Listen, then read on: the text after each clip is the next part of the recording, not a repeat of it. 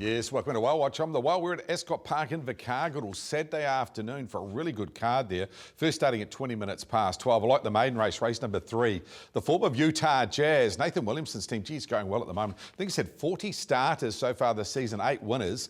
His strike rate's amazing. Have a look at this filly at the workouts last week. I'm highlighting her last in the blue colours. Gee, she gets home nicely. Now, this is on the back of a trial the week before where she qualified in 3:02 and did very much a similar type of thing, coming from back in the field and rolling over the top of them.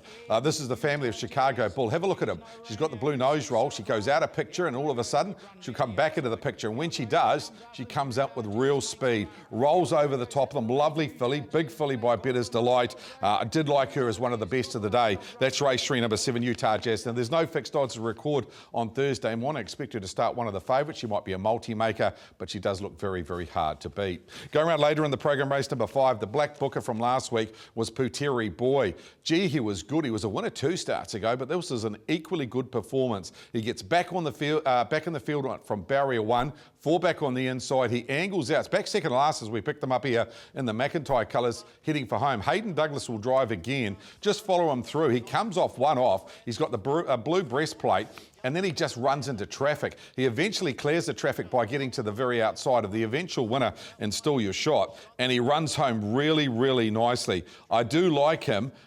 When he won his race 2 starts ago, he beat race rivals Bismarck Duplessis and It's a Pleasure, and have a look at him flash home there. Again, it's about what odds the bookmakers will put up on Saturday morning, but he's an each-way bet. He's race 5, number 1. The main dangers, Bismarck Duplessis in that video, and It's a Pleasure. Later on the program, a horse that's good enough to take on the free-for-allers is Wagstar.